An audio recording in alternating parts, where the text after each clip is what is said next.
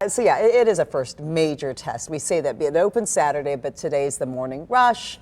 So first major test here in Johnson County. That's where we start your 9 Things to Know. 69 Express opens Saturday morning.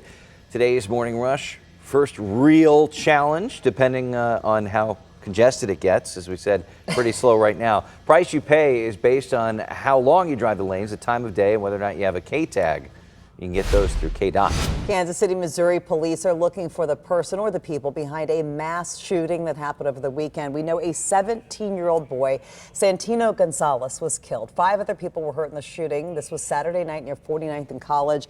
Police say a fight broke out inside of a home that led to gunfire. If you know anything that can help officers, call the TIPS hotline. That's 816-474-TIPS.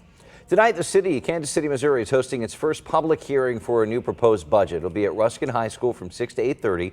Can't make it tonight. There are 2 more hearings next week. One is Monday at Guadalupe Community Center, and then there's one next Saturday, March 7th, at Winnetonka High School. Well, tomorrow, Kansas City, Missouri City Council members will talk about a plan to better manage a ballooning police budget. KCPD claims that recent legal settlements have strained the current budget. Under the new plan, if legal settlements push costs above a certain threshold, then extra money for settlements would have to come from the city's legal fund.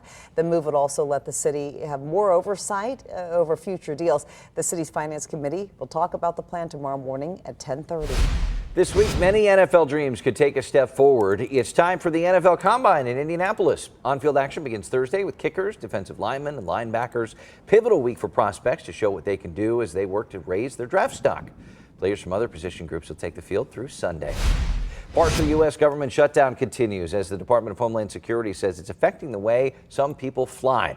The department said TSA PreCheck and Global Entry would be shut down because of the ongoing funding fight, but hours later yesterday changed that tune to say just Global Entry would be affected. DHS estimates some 63,000 TSA agents are working without pay. Well, after the Supreme Court struck down President Trump's tariffs, the big question now, what kind of compensation will Americans get? Trade attorneys predict that importers will likely get money back, but there will be hurdles. All of this comes as the president is now increasing global tariffs to 15%.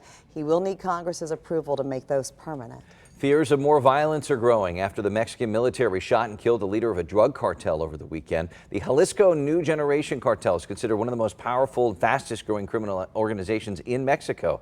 The operation follows pressure from the Trump administration for Mexico to crack down on drug trafficking. Last year, it designated the cartel as a foreign terrorist organization. Well, a 21-year-old man is dead, shot and killed by Secret Service agents at President Trump's Mar-a-Lago estate. Investigators say that the man was carrying a shotgun and a gas can when he drove into the secure perimeter. This was early Sunday morning. The FBI says that he's from North Carolina. Investigators are working to figure out what his plan was, why he was doing what he was doing. The president and first lady, by the way, weren't there. They were at the White House over the weekend.